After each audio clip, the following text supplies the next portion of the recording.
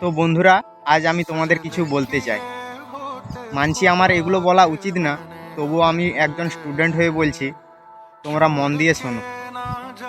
কিছু কিছু মানুষের এই কথাগুলো শুনে অনেক ফাটবে, কিন্তু হ্যাঁ, বাস্তব কথা। ভারতবর্ষের মানুষ কি সত্যিই বোকা? হ্যাঁ, বোকা।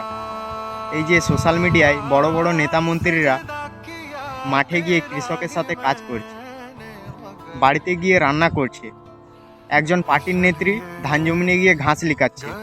কোথায় এদেরকে তো কখনো আগে দেখা যেত না, তাহলে ভোটের আগে কেন? গাইস, দেখতে পাচ্ছ আমাদের গ্রামের রাস্তা জিসিপিতে মাটি খুঁড়ে দিছে, প্রায় 1.5-2 মাস হতে যায়, এখনো রাস্তার কাজ ঠিকমতো হয়নি। মানুষের মনে একটা আশা দিয়ে গেছে যে রাস্তা হবে, ভোটটা তোমরা আমাকেই দাও। মানছি আমি রাস্তা পরে হলেও হবে, কিন্তু এই যে তোমরা ভোটের জন্য মারপিট, দাঙ্গা, এত খুনাখুনি এইসব করছো কেন ভাই? তোমরা একবারও কখনো ভেবে দেখেছো যে আমরা এত কিছু যাদের জন্য করছি, তারা কিন্তু বড় বড় বিল্ডিংয়ে এসি রুমে বসে আমাদের তামাশা দেখছে। ক্ষতিটা হচ্ছে কার? আমাদের মতো মানুষের।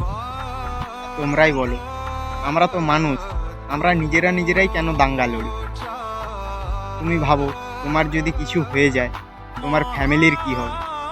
মানছি সরকার থেকে কয়েক লাখ টাকা দিয়ে দিবে, কিন্তু সেটাই তোমার সংসার ঠিকমতো চলবে যেখানে তুমিই নেই? তার মানে কি? মানুষ কি সত্যিই টাকায় বিক্রি হয়? তুমি মানো আর নাই মানো, বস, এটাই বাস্তব। তো সে যাই হোক, সবাই ভালো থাকবেন, সুস্থ থাকবেন। আর আমার কথার মাঝে যদি কোনো ভুল ত্রুটি হয়ে থাকে, আমাকে মাফ করে দিবেন।